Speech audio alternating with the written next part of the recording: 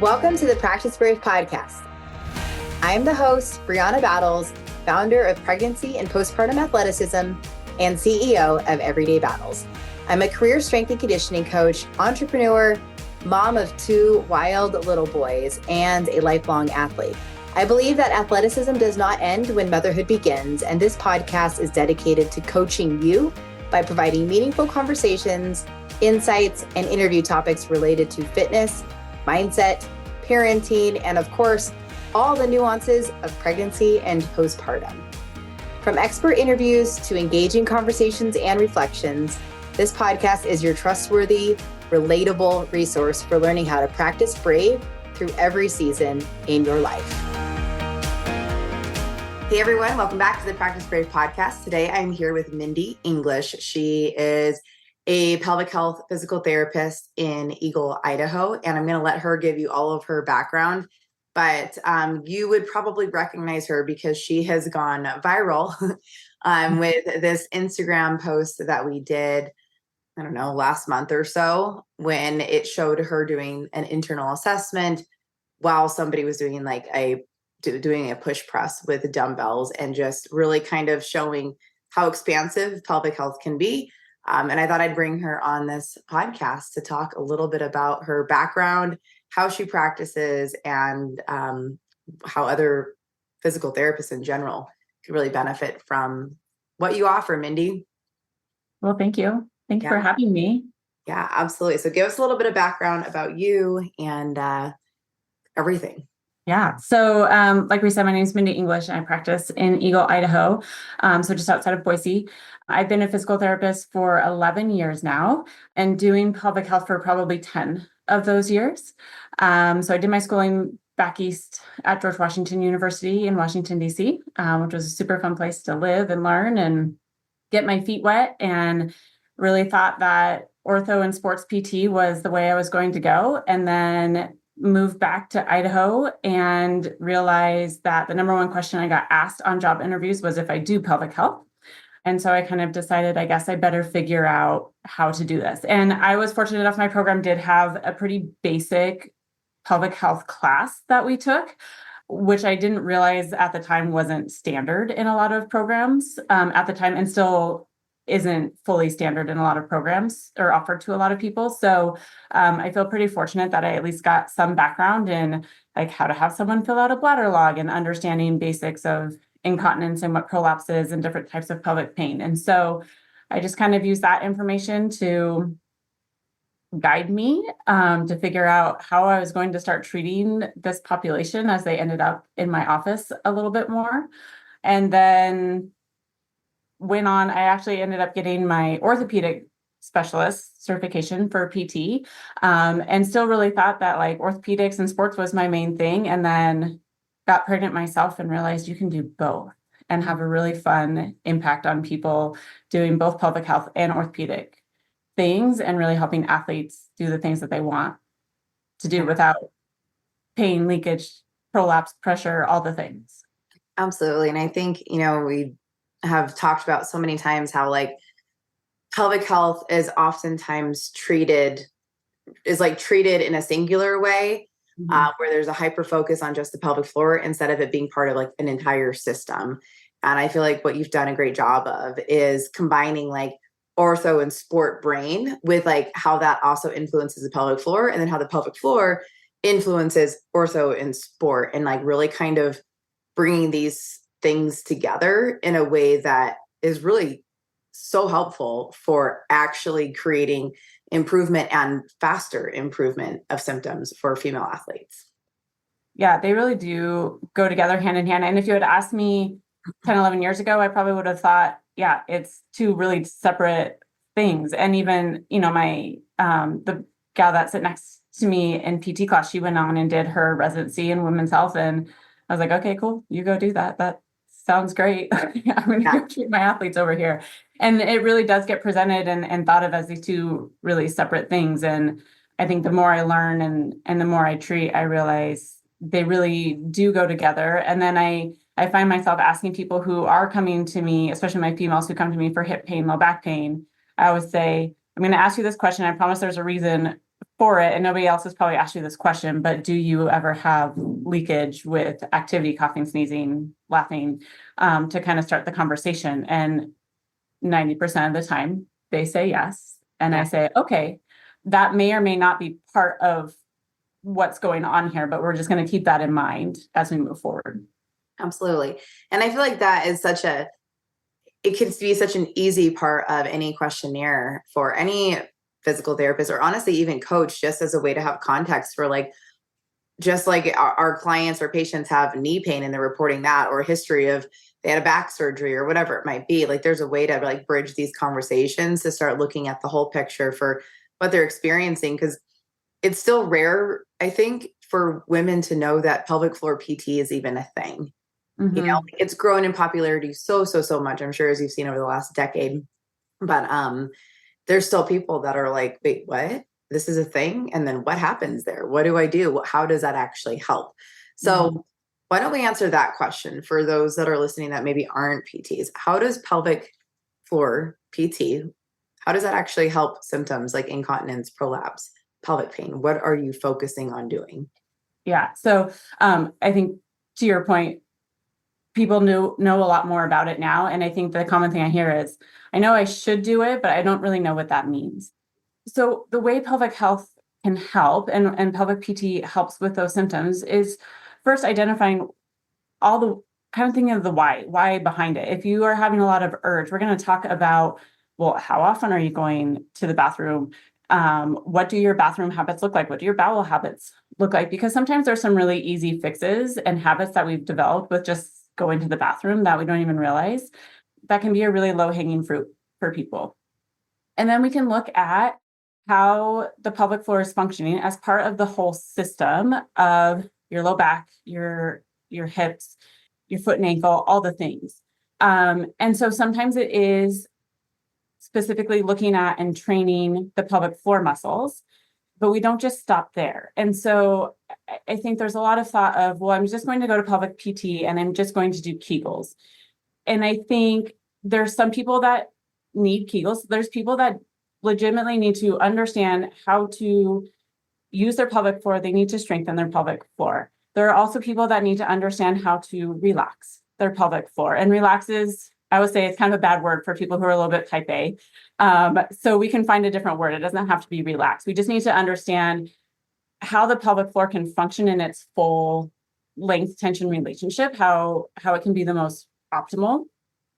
But we can't stop there. And we can't just be like really narrow that we're just going to do Kegels or we're just going to relax the pelvic floor, because I think we leave people probably getting better, but maybe not long-term better, not all the way better and getting back to what they want to do. So then we also have to look at the whole picture of what else is going on, remembering that the pelvic floor functions in many roles. So yes, it keeps the pee and poop in, lets the keep pee and poop out, but it serves a supportive function. So if we're having heaviness and prolapse, why? Why is that happening? It also serves a stability function. So it's going to stabilize your hips and your low back, and your pelvis as you walk and move and run and jump. And so if it's functioning in a continence standpoint, like you don't leak when you're just sitting, but you leak when you run, we have to know why. We have to look outside the pelvis and say, okay, well, why is this happening? Because it's not always just about strength, and it's not always just about endurance. And I think those are common misconceptions is, well, if I'm leaking when I run, it's because I'm not strong enough. Or if I'm leaking when I cough, it's because my pelvic floor is not strong enough. And I'd actually say it's probably not the case 90% of the time. That was going to be my next question is, do you feel, especially as like the more you've practiced pelvic health PT, that like there used to be a push towards strengthening and we got to be able to hold for long periods of time and be able to got to do like all these Kegels and stuff. But now like that was actually, there's a point of diminishing returns because most people actually have a hypertonic or really tight pelvic floor and have to learn how to relax or downtrain and like really expand that range of motion of the pelvic floor. Yeah, I think the more we learn, the more I do it, I think the more I realize, even if people have high tone in their pelvic floor, often if we just teach them how to not like what it feels like to not hold tension. Mhm. And even maybe like get some other muscles around, like get the hips to relax a little bit. Like all of a sudden they say, wow, that's a really strong contraction. And so, I mean, they were weak because they were tight and holding tension and basically like walking around like with their fist tight all the time. Like you wouldn't be able to hold a weight very well if you just walked around like this all day. And so I think sometimes people are surprised when they come in. I say, okay, we'll just do a little contraction, and I teach them to coordinate. And like, yeah, but I can't hold it. And I say, I don't really care at this point if you can hold it. Like we'll get there if we need to get there, but I need you to understand that the pelvic floor functions like a dimmer light. It's based on your activity. So when you're lying here, it doesn't need to be on very much. When you're lifting something, it probably needs to be on a little bit more. And we have to teach you that. We have to help you understand how to do that with just like reps and practicing movement. But you like sitting and holding a contraction for 10 seconds you might get better, but I don't think long term that that's like going to be the most successful strategy. Right. Which is like, again, you're talking about pelvic health, but to me, it also is like such a heavy emphasis on there being a huge neuro component to pelvic health, and why it just seems, and obviously like I'm speaking as not a physical therapist, but I interact with a lot of physical therapists, and I'm like, man, like this is all such an important bridging conversation, right? Like where neuro can understand pelvic health, where sport can understand pelvic health, where ortho can understand pelvic health, and pelvic health has to also be able to understand those extensions of pelvic floor or of PT in general, to then be able to just bridge this gap and actually see the whole picture for our people and know enough to be able to kind of like give the right cues and have the right conversations or even ask the right questions. And I would say, I think early on in my career, and this is, again, I think how we've evolved, but also there's probably still people who maybe practice this way. Like if someone has tightness, you just teach them to relax, and then that's it. Right. And I probably treated people that way in my early career because I didn't know any different. And it was almost like a fear, like, okay, I'm going to help them relax. And if I tell them to strengthen, they're just going to tighten back up again. And I think like when you think of it as, if you think of the pelvic floor muscles as muscles, like anywhere else in the body, like I wouldn't have someone relax or like release their quad or stretch their quad and then never strengthen it. Like that's just silly. And so why would I do that for the pelvic floor? And I think that's when I started thinking of it differently and started listening to other people thinking about it differently, it made sense to me. Like, well, yeah, why would I just like, I can't just tell them to relax these muscles. Like that's not setting them up for success. Absolutely not. So Mindy has seen a lot of people that I know, including like my sister, who where she lives in more of a rural state, and it was really hard to find a pelvic floor PT to begin with. And the one she was working with, to no fault of her own, is just like, I don't know how to help you beyond how I've helped you. My sister does CrossFit. And so Desiree was so discouraged. She was just like, there was no bridging from like basically rehab into higher level fitness, CrossFit. And I think that just felt like, but it's 2024. How can you not help me? You're so smart and you've been so kind and such a great advocate, but there's still just this disconnect, even with a good PT who did help her, bridging that gap into honestly like practical exercise, practical activities of daily living. Like there's such a huge disconnect. So she came to you because she knew she didn't care about anything I had to say, because of course I'm her sister, but I think she wanted that assurance from you to be able to do like an internal assessment and help her with some of the movements that she was symptomatic in. And I think that kind of continuing beyond the table, so to speak, is what makes how you practice really special. So can you talk about that? Yeah. So I think, a standing assessment is not something that's taught in like your entry level internal pelvic floor classes. And it wasn't even anything I thought of until probably 4 years ago. I was listening to some like podcast, and another pelvic PT was talking about it and talking about how the pelvic floor lies, and it'll function one way lying down. And then if you stand, it functions very different. And if you're not assessing it, you're guessing. And I thought, that's interesting. Like, I don't know how I would do a standing assessment. And so I happened to have a patient at that time who was an athlete, and we had built like this really great connection. And I said, I know you're having some symptoms when you're standing. How would you feel about me trying to just assess you in standing and see what happens? And I think as a PT, right, like if someone has back pain, they can't be on their stomach, I have to figure out how do I adjust my assessment for a position that works for them. And I think the pelvic floor is the same way. If I can assess them on their back, I just have to reorient myself to them in standing. And it's the same assessment. Like my fingers in the same spot, I can still assess the same thing. They're standing. So I just have to like flip my brain around. And so anyway, so she was gracious and willing to try it. And I realized, wow, that's true. Like the pelvic floor functions very differently when you're standing. And it gives me information, but I think it also gives the patient a lot of information. It gives them that internal feedback. Because sometimes you tell people, okay, let's try and like contract pelvic floor and move. And they say, I can't feel it. Yeah. And you try and give them different cues and say, okay, well, like contract it before you start moving, before your big muscles kick in. And they say, like, I still can't feel it. And so the internal just gives them that feedback and kind of gives them that feedback of, oh, that's interesting. Like when I stand on my right leg, that feels different than when I stand on my left leg and do it. Or when I squat, like I really can't feel it. Like I'm trying to do this contraction and I just really don't feel it. And so then we can work with, okay, positioning. Does it change if we change your cueing? Does it change if we change like the position of your pelvis and different strategies? But then also helps clue me in, okay, well, but what else is missing, right? We know glutes are heavy hitters. We know those muscles get a lot of love and credit for helping the pelvic floor. And if your glutes aren't functioning as well as they could in a standing position in the pelvic floor and your deep hip rotators are kind of taken over, pelvic floor can't function as well as it needs to.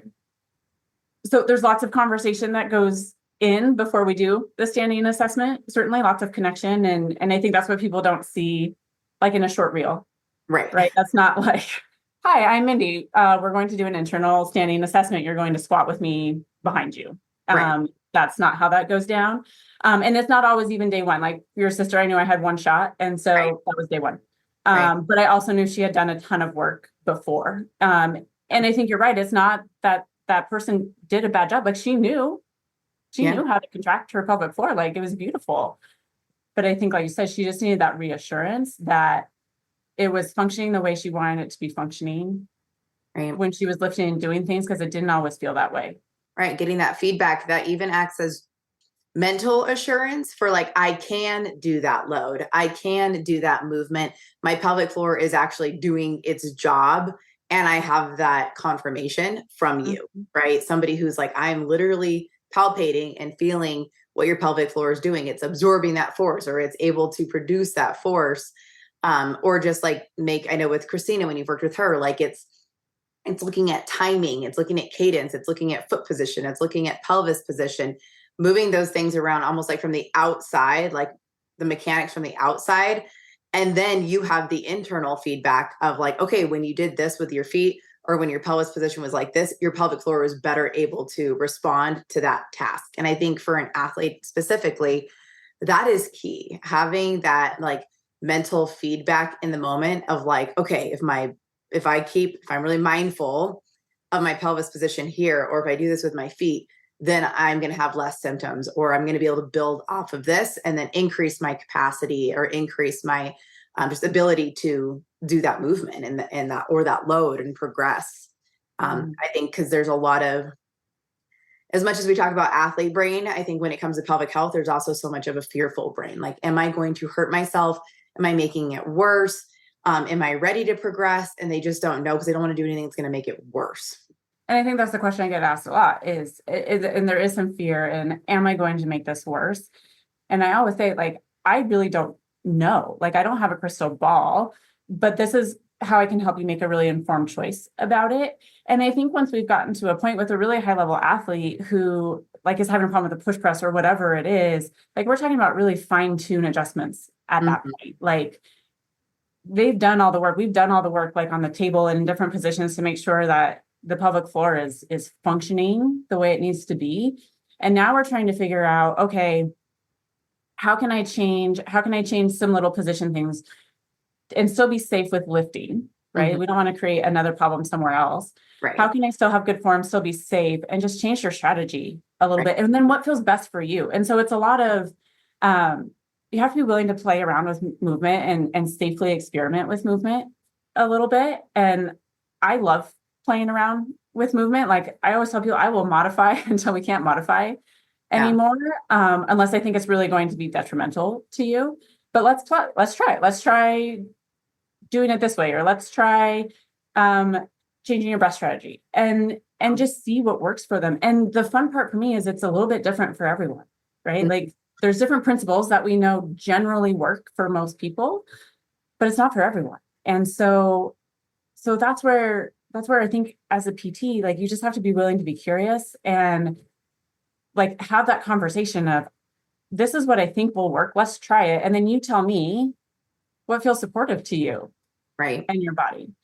And I think on my mind, like I have a couple like really fresh postpartum athletes right now. And so they want to do the internal assessment. You know, they want to get back to the gym. They want to know that they're okay. And I'm not like a this is bad, this is harmful kind of person. Like I'm just not. I'm not going to say this is safe and not safe because I just think it's not helpful. But I can help them make choices and say, okay, like we're doing it, like you barely felt a contraction when you were lying down. And then we're standing and you really can't feel a contraction. Like, what do you think is going to happen if you try and jump or Right. run or lift something really heavy? Like, Yeah. you can probably, I mean, we can lift a little bit, but I just need you to like understand that you're still healing, right? Like, Right. you just had a baby and you're Yeah. only 6 weeks out. So you could go do those things, but I need you to understand that like your muscles aren't there yet. Yeah, and I think that's so helpful because oftentimes, as you know, women are told by their doctor, you're cleared at 2 weeks postpartum, at 4 weeks postpartum, at 6 weeks postpartum, but without a whole lot of context because you're certainly not like the readiness of your pelvic floor for exercise is a totally different part of what being cleared means. Cleared is more from an internal bleeding assessment, but like those tissues are still damaged. They are still healing. Just even if like birth was beautiful and uncomplicated, that body has taken a hit.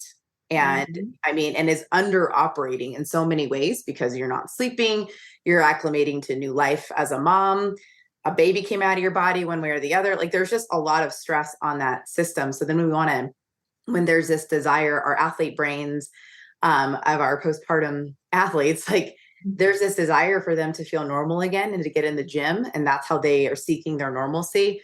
But there's nothing normal about their pelvic floor right now compared to how they usually function or how they want to function. There's just a readiness element that often gets dismissed in the medical communities or the birth community, and why the work that you do is so critical because you can just let them know like this is the current readiness and we can keep measuring progress and readiness and healing as time goes on, but knowing like where they're actually starting with versus kind of that you're cleared and that's about it, like that leaves them guessing or that leaves them with false confidence. I mean, and I'm just as guilty. I mean, 9 years ago when I had my first daughter, I was cleared at 2 weeks. And so my athlete brain, my ego, even though like from a professional healthcare standpoint, I knew better. Yeah. I ran. I wanted to go run a mile, like just to see like how fast could I run a mile 2 weeks postpartum? It was stupid. We're always the exception to the rules, you know? Right. And I think also at the time, like I wasn't as deep into this work as I am now. And I knew inherently at the time, like it wasn't right. And I just wanted to see. I just wanted to see what I could do. And it didn't feel good. Like some people it might feel really great. And that's awesome. It didn't really feel good to me. I didn't hurt myself, but it didn't feel good. And I think when you have that little dialogue in you saying like, this seems kind of odd. Like, I don't know that I'm ready. then I think you have to listen to that a little bit. And I think the more I treat people during pregnancy and kind of prep them, those post conversations, like I'm pleasantly surprised of like, I mean, I just don't feel ready for it, right? Like that's what I hear a lot. And I'm pleasantly surprised when I hear that of like, okay, like we've done our job of like understanding this process and understanding that there's no rush timeline. It's fine. Like you're not sleeping. You're not, Yeah. your body's still healing and recovering. You're trying to figure out like what your new normal is. Your body changes. It does. And our body's amazingly adaptable, but it changes. And we have to figure out how to move again. Absolutely. And I think like just the more they're able to have those conversations with somebody who like gets it, the better supported they're going to feel. And honestly, the better progress they're going to make because they're not just guessing their way through it, which has been pretty much the women's health experience for forever, is guessing our way through our body and training during pregnancy and postpartum, and why you and I are very passionate about the work that we do.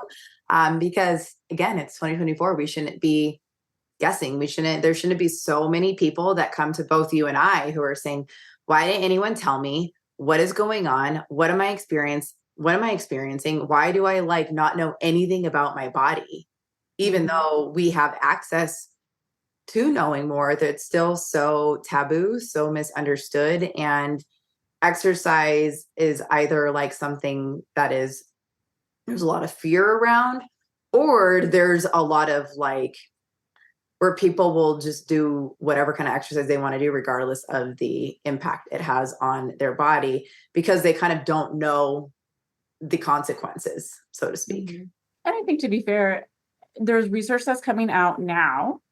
We're not going to know. Like, we're really not going to know. Like some of these athletes right now who are exercising really heavy and doing really amazing things during their pregnancy, we just aren't going to know what the long-term outcome of that is for 10, 15, maybe even 20 years from now. Right. And also it's hard. Like, how do we correlate that to like that specific moment in time as what caused this? Because genetics is a thing.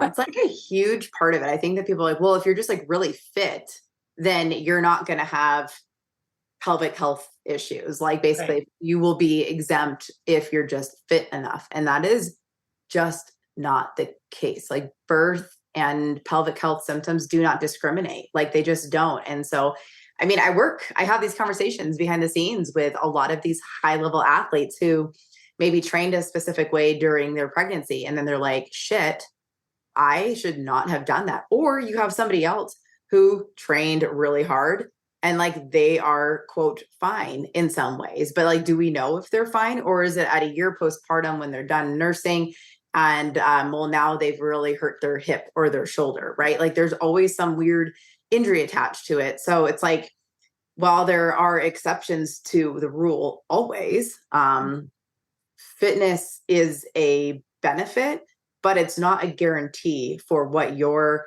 pregnancy and postpartum process and outcome is going to be.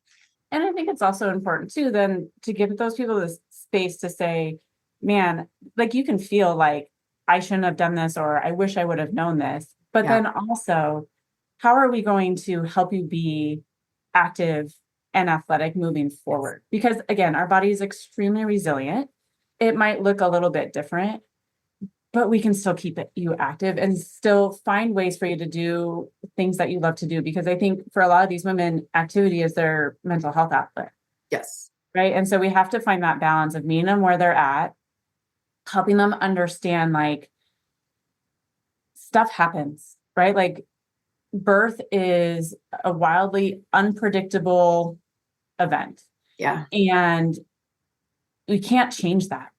Like, you can't change what your experience was. You can't change what you did pre-pregnancy, knowing what you know now. You can change if you choose to get pregnant again. You might make some different decisions, but we have to acknowledge that it felt good at the time, right? Like I made that choice based on the information I had.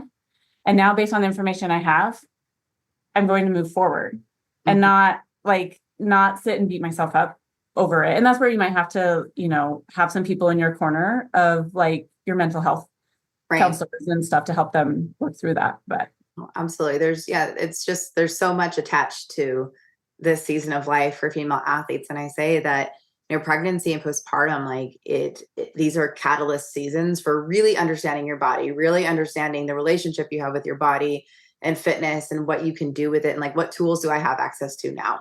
Because we can't change what happened prior. You can't change your genetics or predispositions or anything like that, but you can take what you know now and always build upon that. And there's so much possibility there. And I've seen some people who had like not great birth experiences, right? And have pretty major symptoms, and we can get them back. Yeah. And again, it's strategy. It's finding out what feels supportive to their body, but it doesn't mean you can't. And it doesn't mean that you're damaged. It just means it's just different. Yeah. And, I think what's really important is sometimes, say, a woman with prolapse will be told, you can't run again, you can't squat. And if they've been Googling anything about like, what is happening in my vagina? What am I looking at? What am I experiencing? What am I feeling? I don't know. I didn't know any of this could happen. They're almost so caught off guard. Like they don't know what prolapse is until it personally happens to them, or something that they experience. And then they go to their doctor or they go to a pelvic floor PT who maybe isn't as, I don't know the word, but like, proactive or something. I don't know. But they're told really limiting things about exercise. You can't squat. You have to avoid doing this, avoid doing that. And now they're like living with such confined messaging and belief systems around what their body is capable of. But you and I are like, what the hell? Like we absolutely cannot like tell women to not exercise. We just have to help them change how they participate in that exercise, what that looks like for them, whether that's, different aspects of the P&P principle, like how are they moving? How are they breathing? How can we adjust positions here and there? Like there's so many different ways to encourage movement still without a lot of the limiting sentiments that are often communicated. And I think, it's not always as simple as like changing your breath, but like for some people, just like taking them through a squat and helping them understand how to breathe through it is like, it can be life-changing for them. And I've had people who thought they would never like be able to lift again because they were told they had prolapse. And I say, well, let's just like play around with some breathing. Yeah. And they come back a week later and they're like, this is amazing. Like, yeah. A lot of people hold their breath. And when we tell people, when we create fear, like we're going to hold a breath. And so now they're like really stiff throughout their whole movement. And it almost makes things worse because they're so scared. Absolutely. No, I think it's such an important conversation to bridge. So you became a pregnancy and postpartum athleticism coach, which is a certification program that I have. As a physical therapist, what was it that made you want to enroll in that or learn, I guess, from that side of things? Yeah. So, every, whatever it is, April and September, when your enrollment opens, every time I'd like look at it and I think, oh, I don't know, like, seems really cool. Like I can resonate with all the things, but I don't know if I need it. Like I feel pretty good with things. And then a couple of years ago, it was September and I finally said, you know what? Like, I think I'm going to need to do this. And I think in PT school, we learn basic strength and conditioning principles. And I think what the certification helped me with is really just like getting more in depth with that. And then even just thinking about like, how can I have conversations with my patients, with athletes, with their trainers, right? If they're working with a trainer, or even like prompting them of like how they might talk to their trainer or their group fitness instructor or whatever, so that they can be, because I can't always be there with them during their exercise. And I love the idea of like 6-week, get back to exercise 6-week postpartum programs. I don't have the like space and capacity to like do that on my own. So I need to understand like how to point people to those things and know what that looks like, and know what a really well-designed program looks like so I can guide people in the right direction. And I think the certification also, like there's some really great expert interviews that just you can always learn more. And I love just learning how other people approach things or how other people talk to people about prolapse and pessaries and just having those conversations. And I think as the PT, the certification has really just helped me connect the dots, be able to speak the language. I'm fortunate enough, like I did Olympic lifting all through college. Like I understand the basics, but it's good, like, right? Like just even have the conversation of you of like, well, the push press with the dumbbell is different than with the barbell. Yeah, Right. that makes sense to me that's different, but I wouldn't necessarily have like always thought of that. That's not like top of mind for me of like, oh yeah, that's a little bit different movement mechanic. And so that's what I think's been really helpful, and just really thinking about all the different ways that we can modify, where people can hold tension, where we can influence with breath, how we can break down movements for people, different considerations. I mean, we know there's different considerations for like a runner versus a lifter versus even a dancer, right? Like we get lots of dancers and impact people. And so just hearing from like experts in those different realms is super helpful just to figure it out for people. Oh, absolutely. And I think it's been cool to see in the certification, I have something that I've called like the P&P principle, and it looks at different variables that influence pelvic health as it relates to performance, like core and pelvic health as it relates to the kind of activity that they're trying to do. So whether they're trying to run or they're trying to snatch or they're doing jujitsu, like what are the different things that we're looking at? What are the different variables that we're addressing? So we can look at breath, we can look at tension, and I'm not going to list off all of them because I want to leave y'all curious, but it's helpful because like I will not be doing an internal assessment on anybody, but I use these variables as like my coaching checklist of what am I looking at? Okay, I'm going to like adjust this. I'm going to adjust that. How does that improve her symptoms? How does this maybe prevent symptoms from happening in the first place? Like we're addressing some of these predispositions that she has, some of these habits that she has, and we can undo these things really proactively to then help her train through pregnancy with more body awareness or recover postpartum with more body awareness, even if postpartum is like 5 years later. But then it's cool to see how then a lot of different physical therapists are using that, say in your own practice where you're like, okay, I'm doing an internal assessment. Where is she holding tension? I'm watching when she shows me she's symptomatic when she's doing these kipping pull-ups. Okay, like why would she be symptomatic doing kipping pull-ups? But you're able to kind of like connect these variables from the outside and then bring it in and really understand what's happening there so that they can have buy-in with you as a physical therapist, or they can have buy-in with me without me having to do an internal assessment. I'm able to help them from the outside, but with you, they're coming to you, and yes, you can do an internal assessment, but then you can also watch what kind of movement they're doing and then make those same adjustments there. And they're leaving your office like feeling really like they know how to apply that to the exercise that they're already doing. Yeah, I like that idea of, I have my kind of like checklist that I go through, like, yes, this is all good. And then we take the principles from the certification course of then, okay, now let's get out into the gym. I'm not going to do an internal assessment with you in the gym. Now, how can we work through movement? And like you said, like thinking about, some movements I can't recreate in my gym, but I can think about the position they're in. And even have them show me a video of them doing it or something, or even just think about the movement in general and say, okay, it makes me curious if, something's going on with your abs. Like, how are you holding breath? Is there a disconnect with like how your abs are functioning that you're just like really trying to power through this and are like bearing down with your pelvic floor during a movement? And that's causing symptoms, right? Because again, they're going to be fine on the table. They might even be fine when I squat with them and stand, but then you add some overhead stuff and it's different, right? So I just have to like use all those different principles, adjust, play around with it. How does that feel? What does that feel like for you? And that part, again, it's super fun.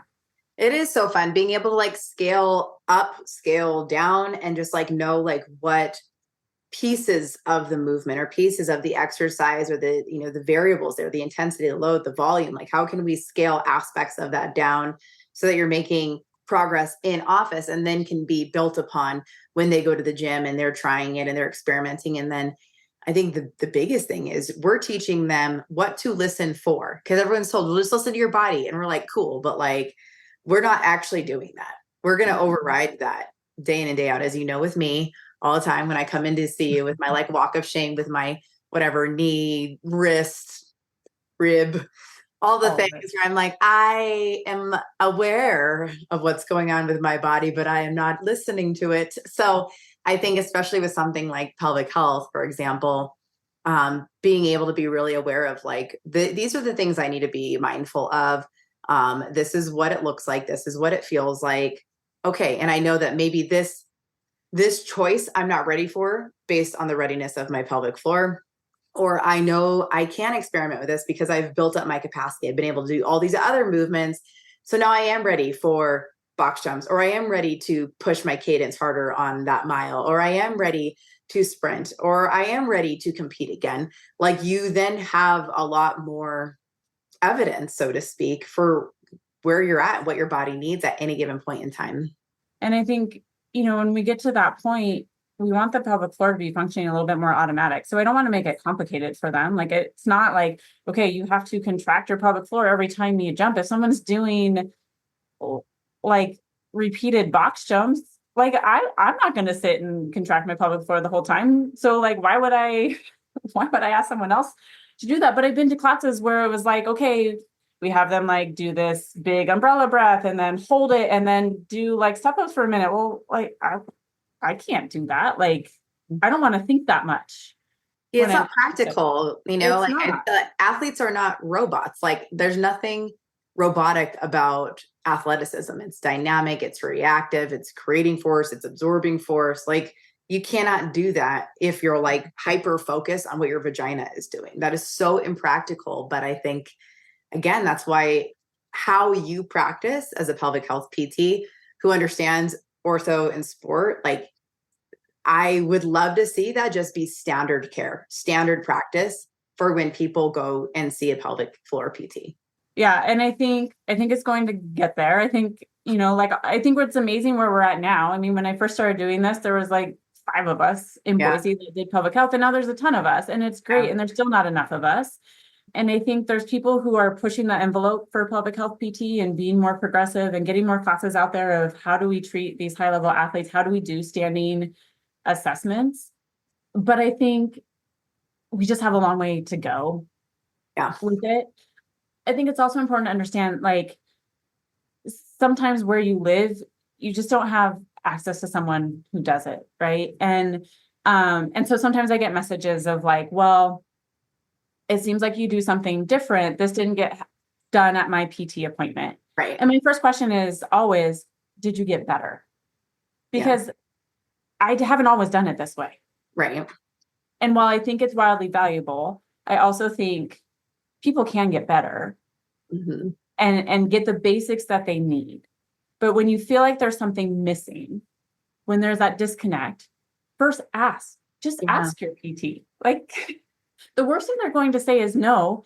And then hopefully they maybe say something like, I am not sure how to do that, but I can help you find someone who does. Or, I've not ever done a standing assessment, but if you're willing to like, let me try and do this with me, right, I will do it. I think it's just like 2 people just being like curious enough to be like, hey, I know that like we've tested this, but I'm actually really symptomatic when I'm at this point in a movement or whatever. And you can like simulate and show them, like, how many times do I show you my weird jujitsu stuff that I'm doing? And like, like, I can't post here because it hurts my shoulder. But it's like me sharing that with you. So then you have context for where in a movement there's pain being caused, or in pelvic health where there's symptoms being caused. Like, as the person who goes to the physical therapist, like, get curious yourself and be willing to share and show and demonstrate and say, like, are you open to like trying or assessing me in this position or seeing what's going on here? And like you said, the worst they can say is no. But I think it's being that willingness and that curiosity, it helps both people get better. Yeah. And if they say no, like, okay, if they're not comfortable doing internal and standing, that's fine. Can we at least like watch me do this movement. Yeah. Can we try and simulate this movement? Right. Like if someone had knee pain and they had pain going down the stairs, I'm going to watch them how they like step down a step. Right. Like it's no different. The pelvic floor is no different. They're muscles. And if someone's symptomatic, we have to understand what they look like when they do that movement. And I can't understand that if they're lying on their back. Exactly. I Like can understand the basics. make it Yeah. practical. Like Yeah. again, I felt so unathletic and so uncoordinated when I was like first learning this. The first time I went to pelvic floor PT and they're like, contract your pelvic floor. I'm on my back. I'm like, what? Like, I don't like understand that at all. I had no point of context. That was not taught. I never did like yoga or Pilates where there was any focus on breath or anything like that.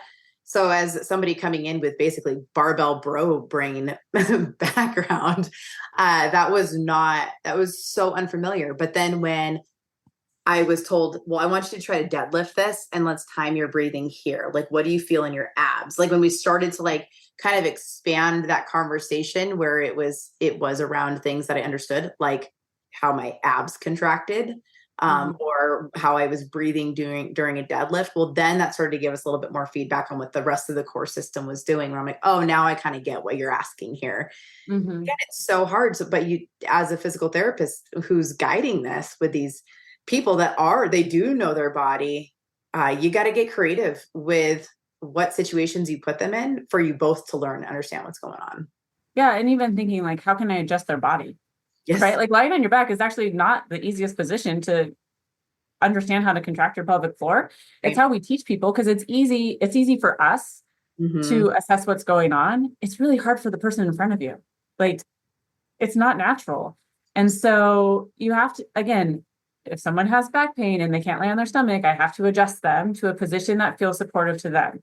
If someone's lying on their back and they can't understand a pelvic floor contraction, I have to adjust them so they can feel what they need to feel or incorporate some other muscles, change their position of some other muscles just to see, like, again, tension. Can we change some tension to help them at least understand where those muscles are?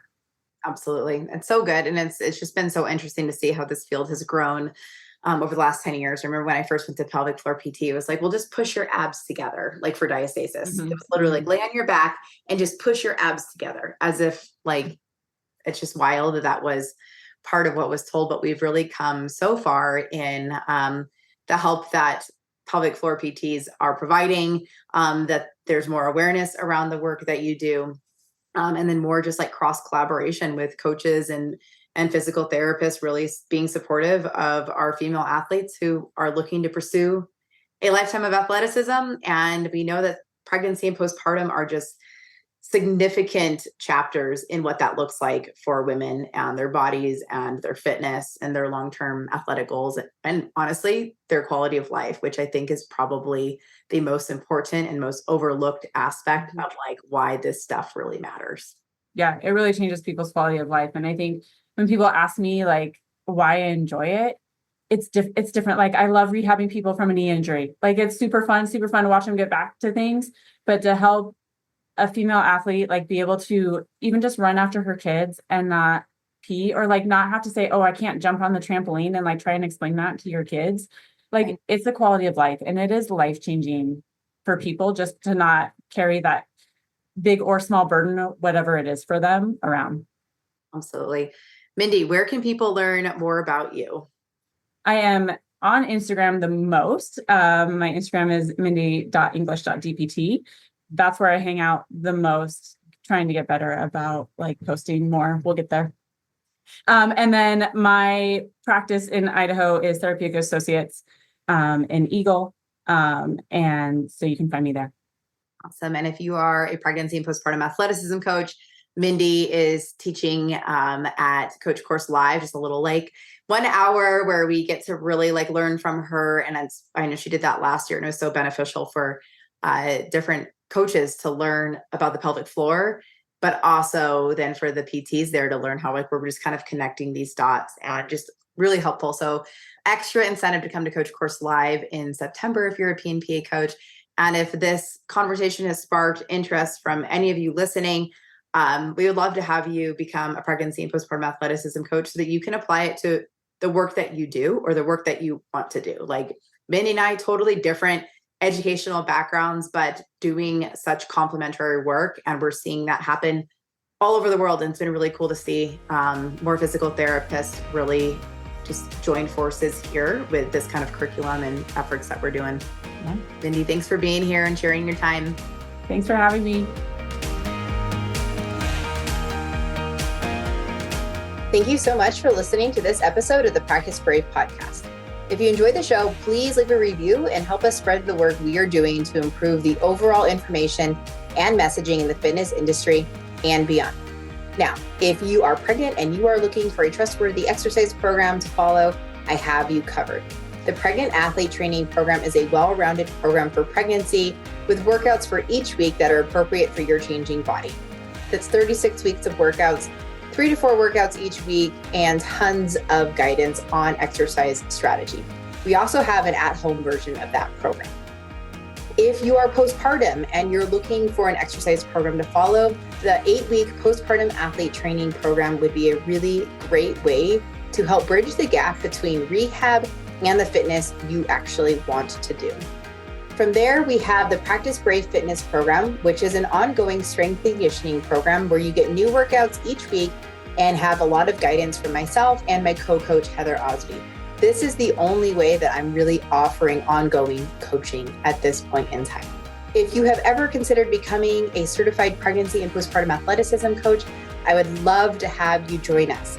Pregnancy and Postpartum Athleticism is a self-paced online certification course that will up-level your coaching skills and help connect the dots between pelvic health and long-term athletic performance, especially during pregnancy and postpartum. Become who you needed and become who your online and local community needs by becoming a certified pregnancy and postpartum athleticism coach. Thank you again for listening to the Practice Brave podcast. I appreciate you, and please help me continue spreading this messaging, this information, and this work.